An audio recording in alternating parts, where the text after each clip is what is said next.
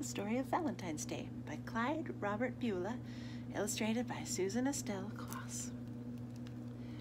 Red and pink hearts, flowers and chocolates, cupids and doves, cards and letters with sweet or silly sayings written on them. All these things mean it's Valentine's Day. Valentine's Day is celebrated each year on February 14th.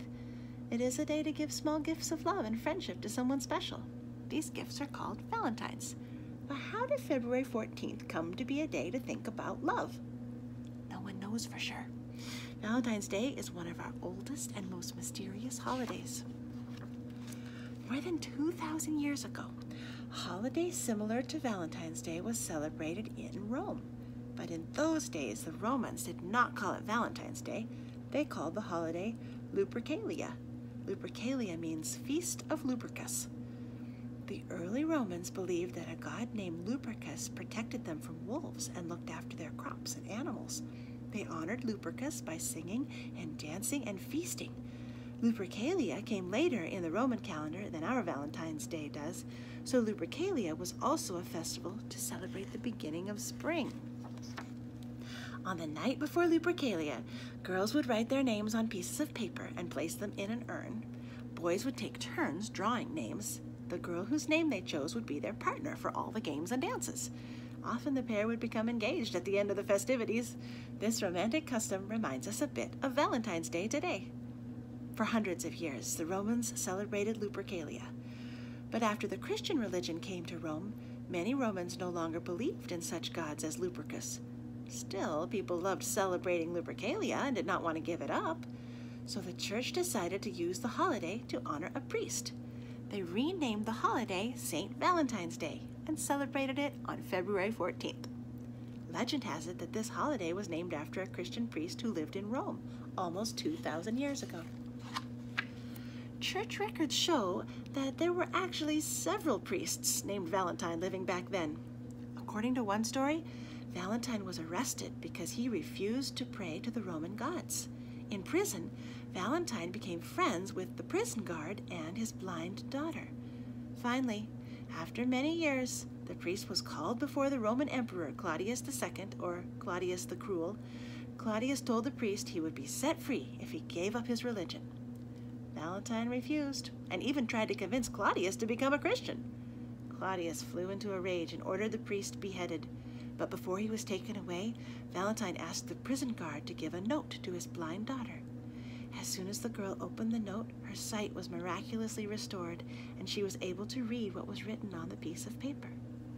From your Valentine. And there's a picture of her. Another story tells how a priest named Valentine disobeyed a Roman law in the name of love. Claudius the Cruel had forbidden young couples to marry because he needed a fierce army and believed that single men made the best soldiers. Valentine broke the law and married young couples in secret. When Claudius found out, he was so angry he had Valentine killed. And so St. Valentine's Day was a celebration of courage and friendship in honor of a brave priest. But it was also a day to think about love and romance. Celebrations of Valentine's Day spread to other countries. During the Middle Ages, people in England believed that birds returned from the south to choose their mates around February 14th. So Valentine's Day seemed like a perfect time to choose a sweetheart. Many of the English celebrations were like those of the Romans. People feasted, played games, and danced. But the English began to add a few of their own customs. In one, a girl would write boys' names on pieces of paper, roll each paper into a ball of clay, and drop them into a bucket of water. When the clay balls fell apart, the first paper to surface would reveal the name of the man the girl would marry. It was also during the Middle Ages that Valentine's Day became a children's holiday. English children went from door to door in groups, singing songs. The mistress of the house would often throw flowers or pennies to the children, or give them sweet buns made with plum filling. Here is one of the songs the children sang. Good morning to you, Valentine. Curl your locks as I do mine, 2 before and 3 behind. Good morning to you, Valentine. In Italy, young men and women gathered together in flower gardens on Valentine's Day to listen to music and poetry. In France, fancy dress balls were popular. Young Frenchmen were often expected to present their Valentine's Day dance partners with bouquets of flowers. When young couples in Austria, Hungary, and Germany first celebrated Valentine's Day, they also danced and went to parties.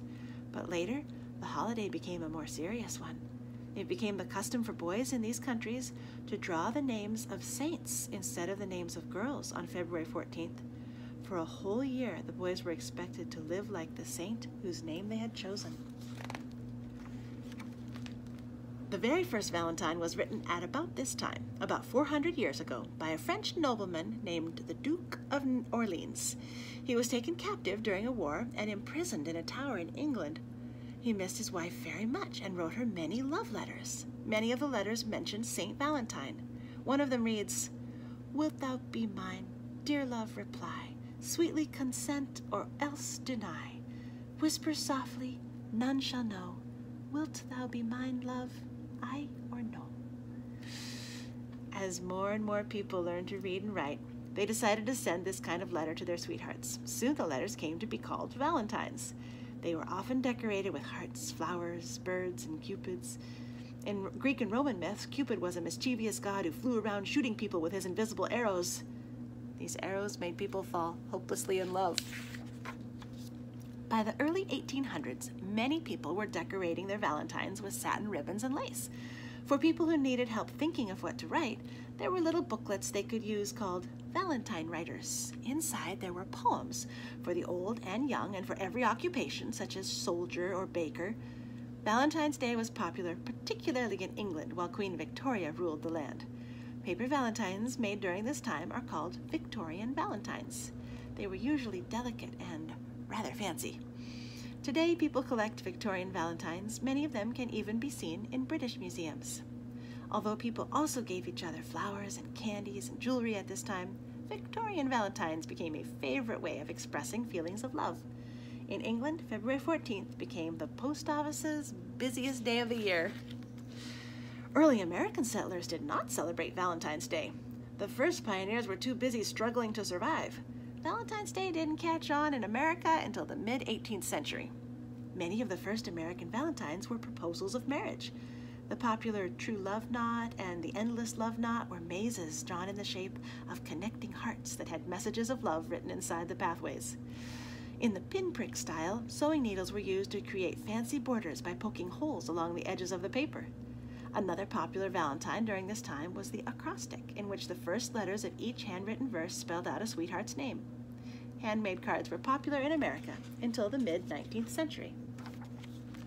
Valentine's Day is still observed in many countries, but it is most popular in the United States and Great Britain. In England, children still receive candy and money, and men and women still send cards and flowers to their sweethearts. In the United States, people young and old give each other cards, flowers, candies, and jewelry. Bakeries are filled with heart-shaped cookies and cakes. There are still Valentine's Day dances, and it is believed to be one of the most popular wedding days of the year. Children also celebrate Valentine's Day in the classroom with parties and games. They make their own Valentines with construction paper and glue. They decorate boxes with crepe paper doilies and cut out hearts so that friends can place the Valentines inside. Perhaps decorating boxes for homemade Valentines is a modern version of the old Roman custom of drawing names from an urn or a bowl. Many things have changed since Roman times, but for hundreds of years, February 14th has been a day to honor love and to cherish those who are close to us. It is also a day to think about how old customs and beliefs can mix together and blend into something new. And that is the story of Valentine's Day. Now we know. Thanks for watching.